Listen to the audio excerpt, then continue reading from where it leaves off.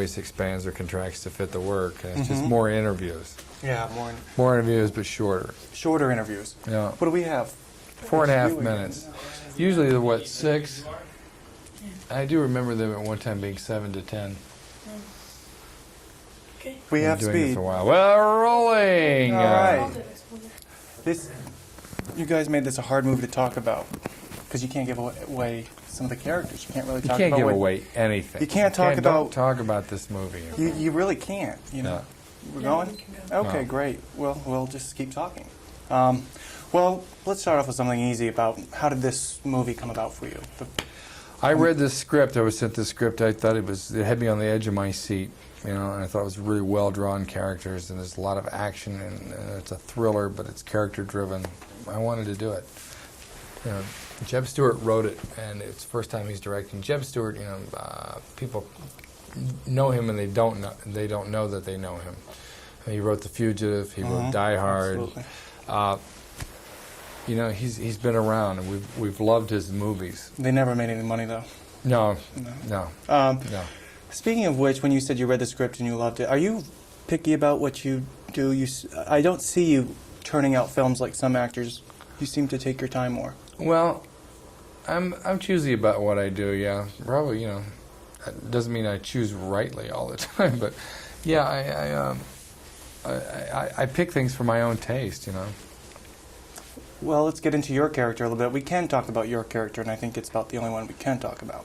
He's got a motive there, being on the FBI. Do you want to just tell me about your character a little bit? Well, I play an FBI special agent who has been on the trailing this serial killer, trying to find him for the past couple of years, and this guy turns the tables on me. He comes into my home and kidnaps my son, and it makes for very good drama. And now, you know, he's a very tightly wrapped, controlled person who is now having to battle these very powerful emotions and overcome them, you know, to not cloud his mind to find this guy. He seems And this guy is playing me like, you know, a cat with a mouse. because, you know, when they set that up, most people do put two and two together. I don't. I didn't realize what was going to happen. You know, that son was great. yours. Yeah. In the film, and you just explained something that makes more sense about the movie. So your character was supposed to be not emotionally unraveling. Yeah. Not emotionally. Not emotionally unraveling during this, because I didn't know for the first little bit Yeah, that he has a tight lid on all that. You know, that's the way this guy is set up. Did you see the movie yet? I'm seeing it tomorrow. Is it the premiere? Okay, But- so you didn't see No, it. I'm seeing cast and Okay. crew screening. So then we won't talk about that. How much time we have left? Got a minute and a half. Okay. What do you have going on now? Well, right now I did a movie in Bosnia, or I did a movie in Serbia, former Yugoslavia, about the Bosnian War. I directed a movie for TNT. It's my first time out directing. And I'm doing a remake of The Parent Trap. That's right. Mhm. I read that in the trades. Mm-hmm. How?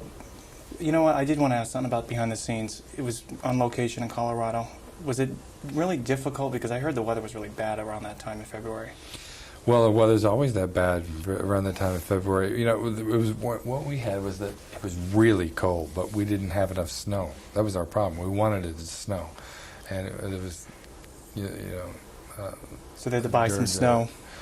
Oh, we were almost to that. It finally dumped on us, but it was about 20 below. That was It's hard to work on that. I can imagine. The train scene was another thing I wanted to ask you about. I was watching that, realizing I'm sure you weren't doing your own stunt hanging off the cliff. Like Yeah, that. You were. I'm hanging. Yeah, it's me hanging out. Really? Was that scary? Well, it just appears that way. You know, there's you're wearing a wire that takes. They've really perfected those things that you're not falling, you're not going anywhere. But then I don't really have vertigo, so it was okay. It was rehearsed, and I felt safe. Because they did the camera angle downward. You were really. Yeah. I was like, There's they a couldn't moving bet train going underneath it. And I didn't think that was a blue Yeah, floor. how do you fake that? Yeah. You can't. Did you wrap us? Okay, we're wrapped. Okay. Take care of him. You're sitting too far over that way. Usually you're in the middle. I know.